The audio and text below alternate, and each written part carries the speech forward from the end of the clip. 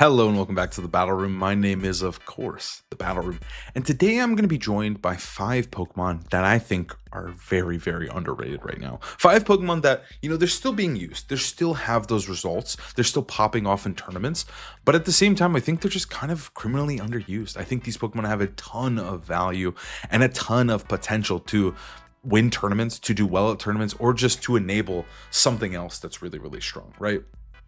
Moving into this regulation, we learned a lot from regulation MA, and I think a lot of those influences are still carrying over. Not to say that those influences are bad by any means, but I do think a lot of the teams that were good, did carry over, or there's like slight adjustments or alterations you can make to make those old teams meta and good. So I do think that the meta is starting to get very, very settled in, and we're not seeing too much friction. A lot of the good teams are good, but I think these 5 are pretty sleeper right now, and they are still doing well. They're still top cutting tournaments, they're getting top of ladder, but I think that they could be doing more. And I think that if you implement them into your own teams, or you try out one of the multiple teams I have as an example, like for every Pokemon that I have as a pick, I do have a team that is doing well currently and really does feature them to a nice degree. So we do have examples, but I do think you could implement them into your teams as well. And I think that these Pokemon are just pretty good. They're just good Pokemon that just probably deserve a little bit more love and usage. Hello, I'm currently trapped in a sandstorm right now. It's probably Tyranitar. I don't know what's going on, but I think the only way out of this one is if you subscribe. I think with the power of the subscriptions, we can easily just make it out of this sandstorm, but I'm going to need something. And I think that something is subscribing. Please enjoy the underrated Pokemon. So the first Pokemon we're going to be talking about is Mega Blaziken. I think Mega Blaziken has a lot going for it. The real problem with Mega Blaziken is the volatility it kind of has. I think Mega Blaziken is good. It's very, very aggressive. I mean, look at this attack stat. 160. That's insane. That is truly insane. The real issue is, of course, the 80-80-80 defenses.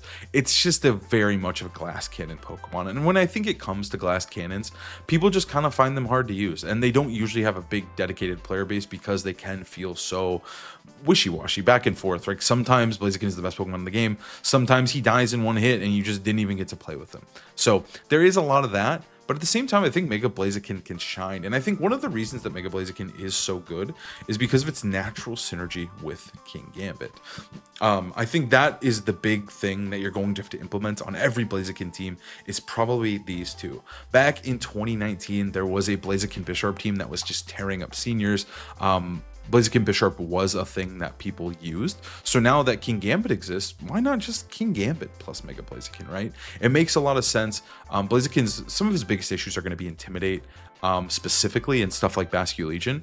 And King Gambit, he couldn't be happier to see Intimidate, of course, and he does love fighting Basculegion. He's one of the best Basculegion slayers in the entire game. So I think they just have this really, really good cohesive synergy, and I just don't know if you really get to run a Blaziken team without the GOAT of King Gambit. So let's talk about what makes Blaziken good moveset-wise. Obviously, his speed boost ability is so good. He can just start to counter Tailwind teams. You'll notice even at an Adamant Nature, oh, we're not Adamant. At an Adamant Nature, he still is hitting 152 speed. So in Tailwind, he's base 100. He is outspeeding stuff like Charizard, right? Like with 3 speed boosts, he's outspeeding even Floette or Garchomp in Tailwind. He's just the fastest guy on the field. You pair that with Sucker Punch from King Gambit, obviously it's gonna go absolutely nuts, right? Like you have priority. You do have mostly single target damage, but at the same time, like you can blow up any target you want with a single target move from Blaziken and a Sucker Punch. So King Gambit kind of is able to reach the same speed tier with priority, and they can kind of just double up anything they feel like. Obviously, the coverage that Blaziken provides is really, really nice. Flare Blitz is just a nuclear bomb. I think another amazing partner for Blaziken is Torkoal. Being able to set up the Sun to make Flare Blitz even stronger is really cool. Torkoal also gets moves like Helping Hand to push Blaziken above those calcs, push him even further to his full potential. I think Close Combat is another amazing move. Obviously, Close Combat's just a really good move, but specifically on Blaziken as well, there's just not many fighting types in this format. So having a stab Close Combat, you resist Sucker Punch from enemy King Gambits, you can put a ton of pressure on them. You can just do insane damage. You can break through Tropical Berry King Gambit as well. The Close Combat is that strong. But then I also think Rock Slide is a super important move to Blaziken as well. It allows him to put pressure on stuff like Charizard. Obviously, it's not going to get the KO, but it's still going to do a ton of damage. Obviously depends on the bulkiness of the Charizard, but most Charizards are bulky enough to take a Garchomp Rock Slide, so they can take a Blaziken Rock Slide. But still, having that pressure potentially powering it up with Helping Hand Torkoal, you now are able to get those KOs, which I think is very, very neat. He can contest Charizard and Tailwind with 2 speed boosts. So yeah, I think like overall Blaziken is very, very good. Again, it just comes back to how volatile he can be. Another good partner I want to mention before we move on to my example team is Farigiraf. I think Farigiraf is very cool because if you run, you know, like these 4 Pokemon specifically, this could be a team. You can just run a Trick Room mode. So now Farigiraf has, you know, it makes Torkoal better, it makes King Gambit stronger, but then as well, being able to block priority moves is super valuable for Blaziken. And then, yeah, it just kind of brings the Torkoal mode. I think Torkoal Farigiraf Blaziken is a very strong core as well. So I think like he is just really about trying to abuse the fact that he's very, very fast. You need to get your turns right. You need to hit them with the correct move. But if you do, I think Blaziken can just go absolutely nuts. He's so scary. Flare Blitzes hit so hard, and it is really just a matter of trying to defuse him without losing as many Pokemon as possible when you're playing against him. So I think he's neat. I think he's cool. I think Mega Blaziken does shine when there's a second Mega. Like, I do think I used a team with Blaziken and Raichu, right? Like, they kind of had some synergy. I think, like, you do want to have something else as a secondary Mega. I don't really think you want to be a solo Mega Blaziken team. I could see something like Aerodactyl being valuable as well. It's not hard because you do have King Gambit who synergizes well with all the Megas as well. So I do think you can come up with a second Mega. The team I'm about to show you does have Gengar as that second Mega. So now let's hop into my Blaziken example team. So this team was actually used by Marco Fierro in the most recent St. Jude tournament to go 6-1 where he dropped from the tournament. Not sure on the circumstances, but I do think this team looks really, really sick. I recreated it with myself with an open team sheet. I didn't have any, I just had the natures and the moves, so I didn't have any spreads. So these are the spreads I came up with myself, but I think this team really, really does allow Blaziken to shine. I think that Blaziken, King Gambit, Basket Legion seems like a very, very good combination. You pair that with Ninetales as well, because one of Blaziken's biggest issues is going to be specifically Garchomp and Basket Legion, and Ninetales does really, really well into both of those. Freeze Dry is obviously very, very good into those rain teams as well, which also gives Blaziken trouble. So you pair all those things together, and it looks like a really solid Blaziken team with a nice little Perish mode at the end there if you want to try that one out. I think Life Orb King Gambit is very, very cool, does so much damage, and is very, very scary. Again, all of these Pokemon kind of play into the strengths that Blaziken has, right? Like specifically the 4 that aren't Gengar and Incin. It's all about that aggression, all about keeping that pressure on, and then having those checkmates in the back, right? With that Ninetales, with that Basket Legion.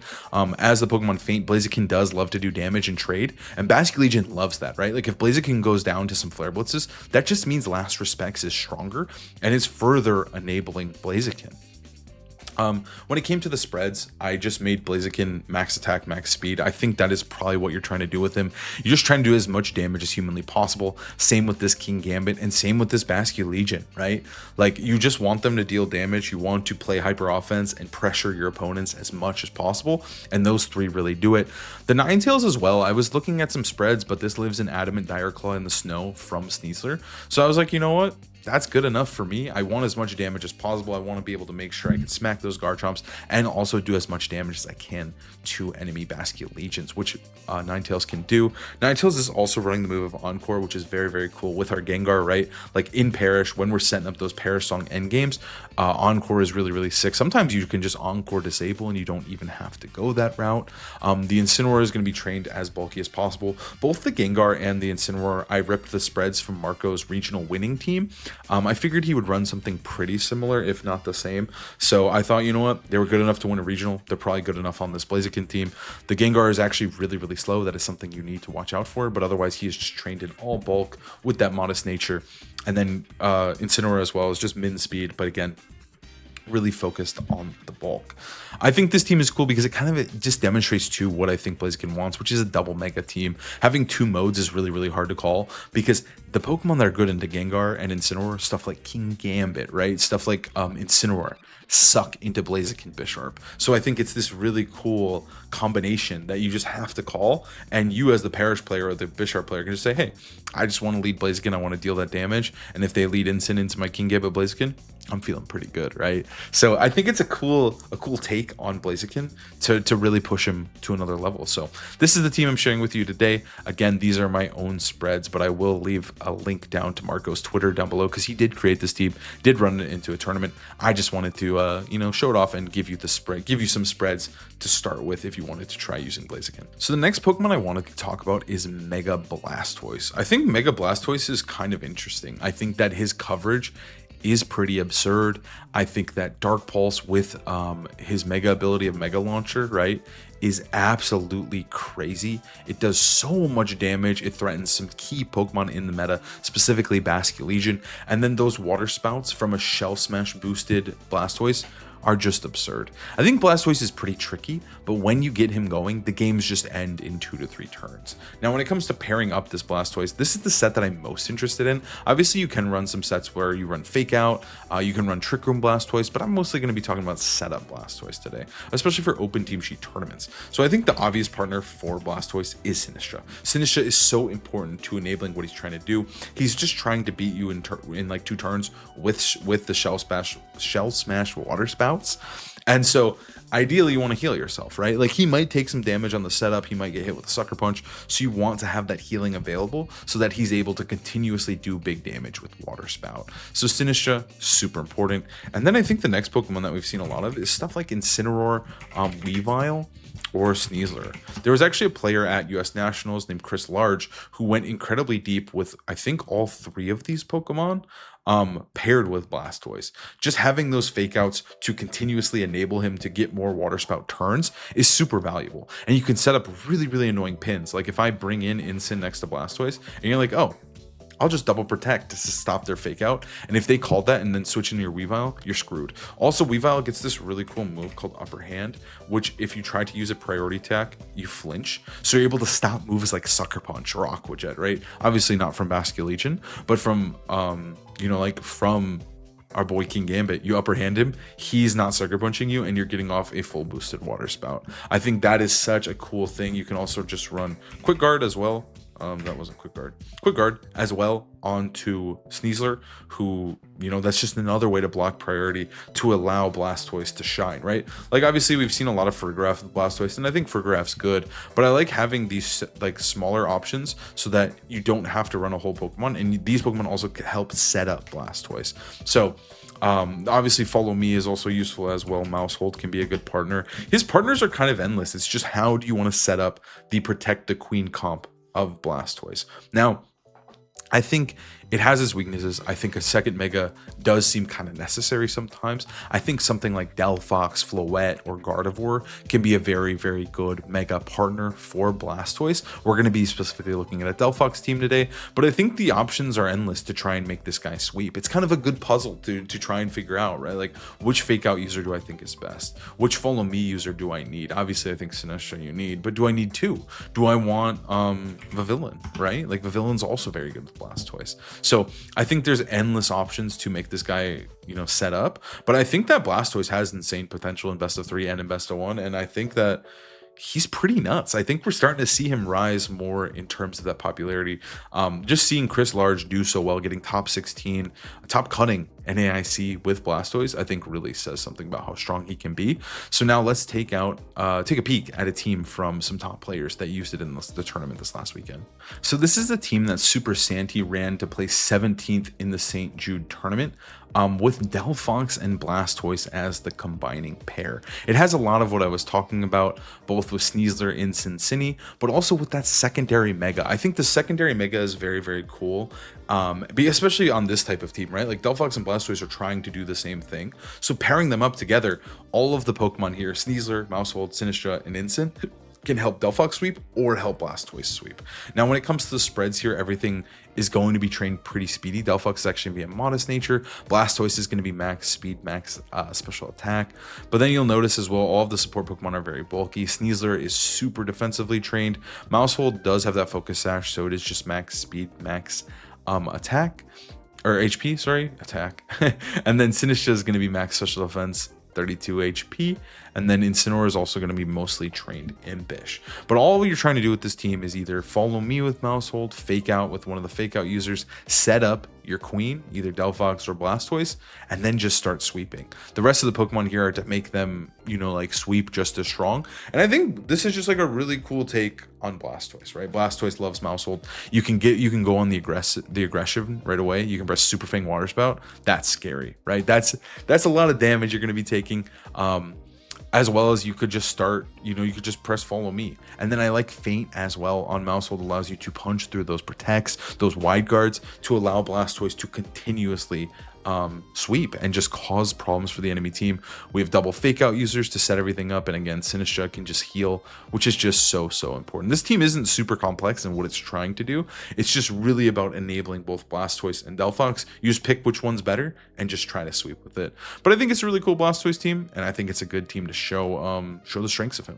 So the next Pokemon I want to talk about is actually Houndstone. I think Houndstone is a surprisingly good Pokemon, and it does have the move Last Respect, so it's kind of gotta be good. Houndstone was just added in the most recent update, so it's one of the new Pokemon, and I think specifically on sand, it is absolutely crazy. It has so much speed. It's actually a very good check into Basculegion as well. Just being able to outspeed in the sand and threaten the enemy Basculegion with Last Respects is so sick. I think another really cool part of it is Will-O-Wisp. I think being able to burn physical attackers is super important in this format. You'll notice a lot of the time that like most teams consist of physical Pokemon. Physical Pokemon are just the best Pokemon in Regulation MB. Outside of the Megas, it's very difficult to find decent, good special attackers. There's obviously still a ton, but like a lot of the times the best Pokemon are physical. Like you think of Basculegion, Sneasler, Incin. So having Will-O-Wisp is very valuable. Body Press is a cool move on him as well because his defense stat is so high. You're able to hit stuff like Incineroar and King Gambit super effectively. Normally, like just the Pokemon that like the dark types that resist Last Respects. So having Body Press is a cool move. It also just gets like so many crazy moves. Pain Split you could run. Ally Switch, Roar, whatever you think you want on Houndstone, I think you could run. But I do think this set is pretty consistent. This spread was actually taken from Michael Derbesti. He's going to be the team that we're featuring later. But the idea here is that it survives a Black Glasses Sucker Punch and a Wave Crash from Basculegion most of the time. So I think living those hits is just super valuable. It hits a very good speed stat of 216 in the sand, which is outspeeding almost everything in the format outside of Mega Aerodactyl. So I think Houndstone is just kind of a cool Pokemon, right? Like it can threaten Basculegion. It's good in the sand. Also, its typing isn't awkward with Tyranitar, right? Like one of the big issues with Tyranitar is fighting types, Sneasler specifically, and Houndstone just kind of walls that. You're able to hit it with Will-O-Wisp. You can Last Respect it if your Pokemon start to faint, and again in the sand it's outspeeding and KOing almost anything.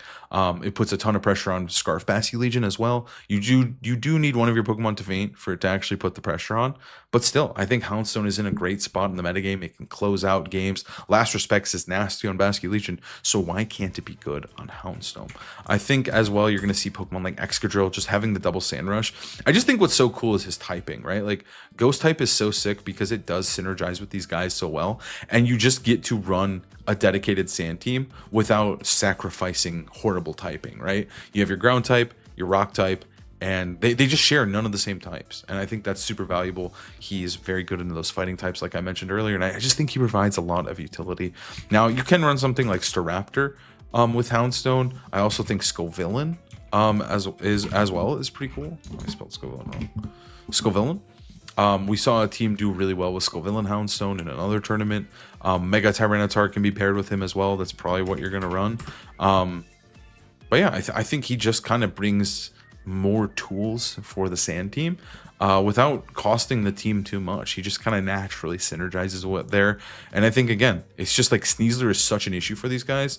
So I think Houndstone is a welcome addition. So now let's take a peek at our example team. So this is a team built by Michael Derbesti, a Worlds finalist, Worlds semifinalist, and a Worlds quarterfinalist, all back to back to back. 3 years in a row of top 8 Worlds, an incredible player, an incredible builder. And this is the team that he made with both Houndstone, Staraptor, and Venusaur. We have 2 Megas here. He created a whole report about it. I'm going to break down the team pretty quickly here. But if you want to read more, if you're really interested in this team, I will link down his tweet where he just has calc after calc, a breakdown of every single Pokemon. So Staraptor here I think is very cool because running Tailwind Staraptor on the Sand Team just makes a lot of sense, right? Like being able to boost the speed of Excadrill, Tyranitar, even this Venusaur could, well, you're probably not going to bring Venusaur and Staraptor. I guess the Rotom is super valuable. I think it's also just good util, and this team doesn't have any like ways to boost Staraptor at all. You're mostly just relying on those close combats to become as unkillable as possible, but I also think the fighting type and flying coverage is greatly appreciated. You have another Pokemon to press Earthquake with, and yeah, I think Staraptor just fits the vibes of Staraptor Excadrill very, very well, especially if you're not running Mega Tyranitar. Houndstone we've talked about a ton. This one is actually going to be Ally Switch just for that, you know, a little bit more cheesy move to press in those best of ones to catch people off guard. No one's necessarily expecting Ally Switch, and if you get that Ally Switch correct, they are just getting smacked and they're just losing the game, right? Scarf Tyranitar is very, very cool in a closed sheet. He's able to put a ton of pressure on Pokemon like Garchomp, who are all obsessed with this new Life Orb item. So having Ice Punch is really, really funny. He's also just doing a ton of damage with both Knockoff and Rock Slide. Low Kick is great utility as well. And he just hits kind of a nice speed in with that Choice Scarf. But you also have Tailwind to push him further. So I think Tailwind is mostly there just to match Tailwinds against stuff like Whimsicott. But the Tyranitar just being one of the fastest Pokemon on the team just kind of fits that pacing, right? We're just trying to keep the pressure, trying to KO our opponents before they can even move, and that's very easy to do when you have T-Tar, Excadrill, Houndstone all just super fast. Same with the Staraptor.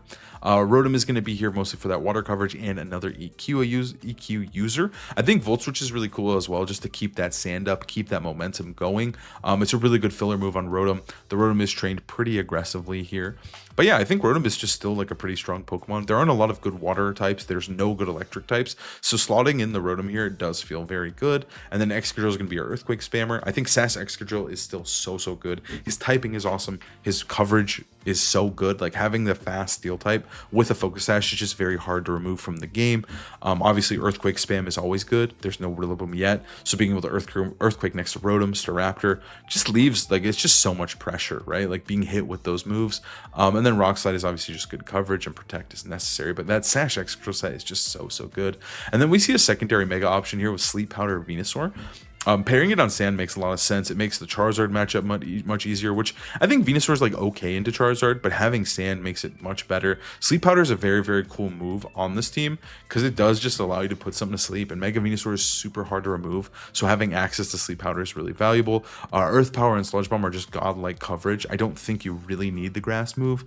Just having these two is just putting a ton of pressure on almost anything Venusaur is going to run into. I think Earth Power just feels like necessary for Venusaur right now. I think that's one of the best parts, is having that ground coverage. But yeah, this is the Houndstone team I found for you. It got #1 on the ladder, so it's clearly very good, and it's clearly a good Houndstone team. So the next Pokemon I think that's just so underused is Toxapex.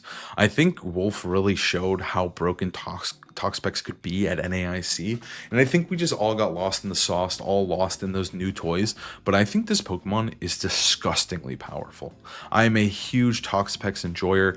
It can be a little cringe, don't get me wrong. Like, playing with this Pokemon is crazy annoying, but it's really quite incredible. I've really loved Toxapex. The set is very simple.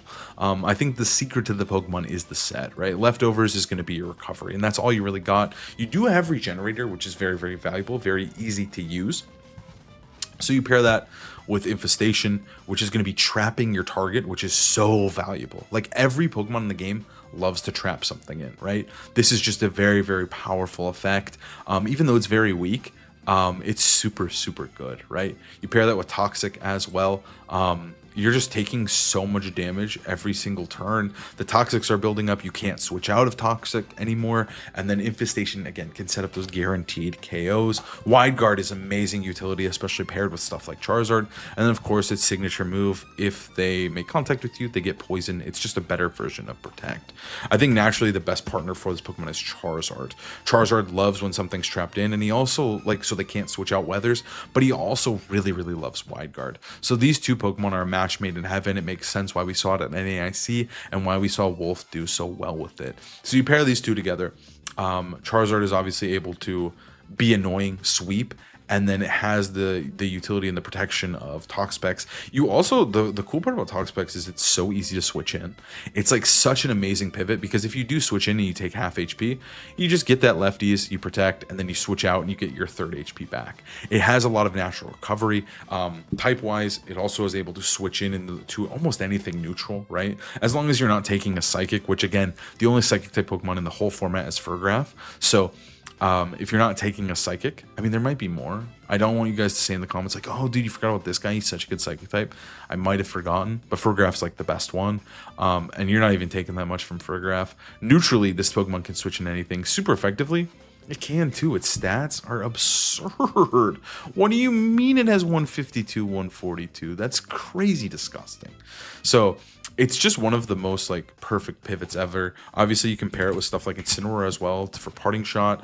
Grimmsnarl is another really cool partner. Again, that parting shot spam is just very, very valuable. I really liked Hydreigon.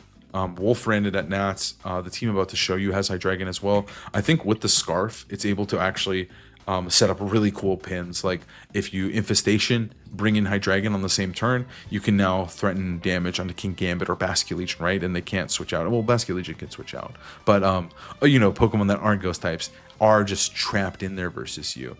And there's nothing they can do. You Infestation to King Gambit, he's going nowhere. I'm going to hit you with the Flamethrower eventually. So I think that Toxapex really does have a lot of use. Obviously, the way we're seeing it right now is mostly with this Wolf team, but I totally could see it paired with Delphox. I could see it paired with Floette.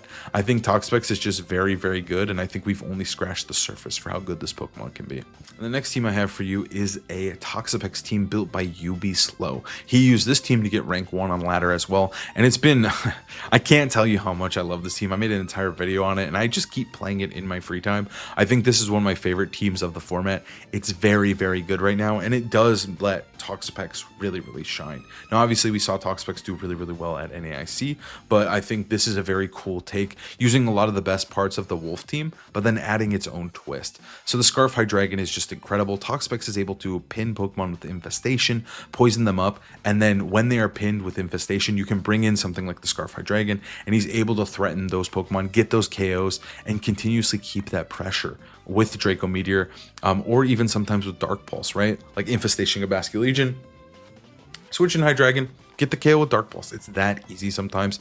It's a very, very cool combination, and I think Scarf Hydreigon uses that well. I also think Snarl is just incredible value for Toxapex, but also for bulky Charizard as well. Hitting those Snarls sometimes just allow all your Pokemon to continuously live longer and just put more pressure. It's very, very supportive, but it also just does so much damage as well, both with Draco and Dark Pulse. Heat Wave is going to be your coverage move. I think Garchomp, the Citrus Berry Garchomp, is really good as well. Pairs well with all the Pokemon on the team to just spam Earthquake. You even have Wide Guard on Toxapex if you want to keep those Earthquakes going. Otherwise, it is just a very, very strong and normal Garchomp set with Dragon Claw, Rock Slide, and Earthquake.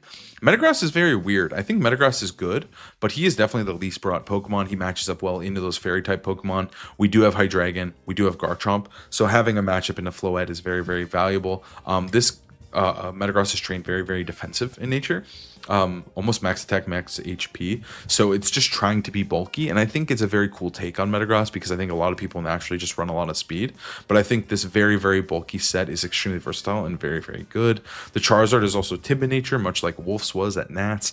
It's very, very fast, very, very bulky. It just doesn't do a lot of damage, but most of the time being fast is important. Outspeeding the enemy Charizards, you'll just trade with them, you'll just keep spamming Heat Wave, so being able to move first on the final turn when you do want to pick up that KO with Heat Wave or Weather Ball turns out is very, very good. I also think like being the fast Charizard does come up a lot, and it is super valuable to a lot of teams. You catch a lot of people off guard, and I think Timid just feels good on this team. I really can't explain it, but it's so correct.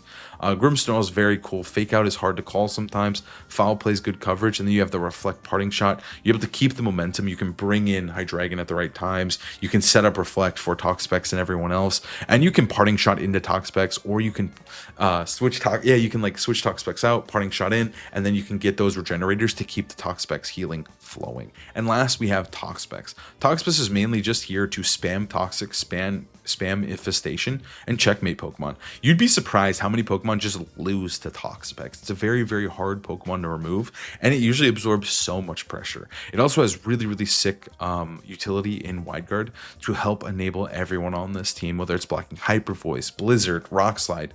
All of our Pokemon hate spread moves, so having that Wide Guard is just so valuable. And I think Toxapex is just like, I'm bringing it almost every game with this team. And this team has been a huge part of my climb to champion. So obviously I got to share it again. I just won't stop talking about this team. And I think it's so good. And I think it really does let Toxapex is just clearly the MVP of this entire team. The final Pokemon I want to talk about is Mimikyu. I recently used it and I just really liked it. I thought it was really positive, very good experience, and I thought it was just a really strong Pokemon right now. The fairy type coverage is super valuable. When it comes to fairy types, your options are Floette, sucks if you didn't buy the game, right? Whimsicott, Sylveon, and then Mimikyu's probably the next one. So there aren't many good fairies, and I think Mimikyu being immune to Fake Out, having Disguise are just huge selling points for why this Pokemon can be very potent. Its speed stat is incredible, 96. You can run Jolly, you can run Adamant. It's really just what it's up to you, but most of the time you are just going to be max attack and max speed. I think another big buff to Mimikyu was the addition of the Life Orb. I think Life Orb is just kind of a match made in heaven. We saw Mimikyu's running like Fairy Feather, but I think Life Orb just fits the offensive playstyle that Mimikyu does enjoy. Obviously, there's a lot of different sets you can run. This is just a very good standard Life Orb set, but you could easily run Trick Room, right? It's one of the best Trick Roomers in the game. Has Disguise, is a ghost type, can't be faked out. Trick Room's really potent. You can run Destiny Bond. You can run, where's Will-O-Wisp? You can run Will-O-Wisp, Woodhammer even. It has so many good moves that you just can't go wrong with them. And I also think when it comes to picking a partner for Mimikyu, you really can kind of run anything. I really like Charizard as a first glance, just because Mimikyu can just threaten Garchomp, who's like one of Charizard's least favorite things to see. I also think Mimikyu can put some pressure on Basculegion in the right circumstance, especially with Shadow Sneak. So I think like Charizard makes sense to me as a partner, like at a fundamental level, like step one. These two just seem like they would be good. Charizard's just the best guy, so why not pair him with Mimikyu? Otherwise, you know, like I like Pokemon like Garchomp. I think having a fairy type to combat the other dragons is super valuable. Also just being able to switch in. Sometimes Mimikyu, although it is a fast, frail Pokemon, with Disguise, you can switch it in the right circumstances. You can just eat a hit. And so I think pairing these two together makes sense, right? Especially if they want to Dragon Claw your Garchomp. You switch into your fairy type, you don't even lose Disguise. So obviously those are like two Pokemon I think pair well with it. I also think Incineroar can be really good, especially if you're trying to set up Trick Room. You can easily just fake out Trick Room and there's not much you can do.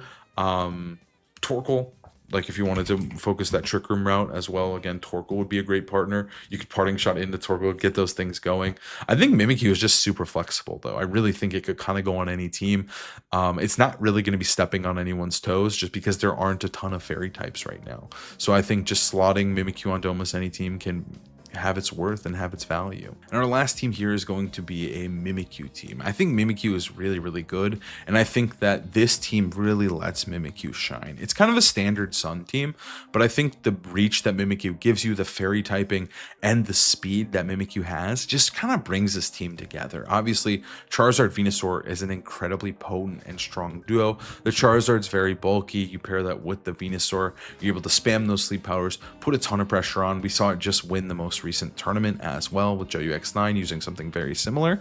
But then you pair that with Garchomp, who has very natural synergy, and those three are your core. They're so powerful. You can bring them almost every single time. And I think Mimikyu does end up pairing really well with all of them, right? The fairy coverage, the priority, being able to Shadow Claw stuff like Basculegion and outspeed it.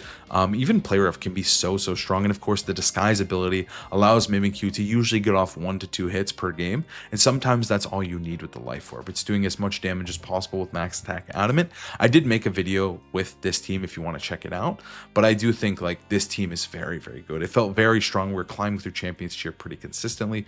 Incineroar and Milotic are there, of course. Milotic is kind of the weird slot. That is something you could definitely change, but I think Milotic is just super potent right now. Being able to set up those coil hypnosis combos can just sometimes just sweep entire teams. So I think just having it as that checkmate threat is valuable. Competitive is also very good to deter those intimidates from Mimikyu, or just Incineroar in general can be annoying. So making them think twice. Milotic is kind of worth just having for that reason. And then of course Incin is still valuable as well. How is there to help set up Milotic, or is able to just do tons of damage in the sun and make everybody else more durable. It's a very, very simple team. It's all about just pressing damage and pressing Sleep Powder, but it does a good job at it, and I think Mimikyu fits perfectly on this team.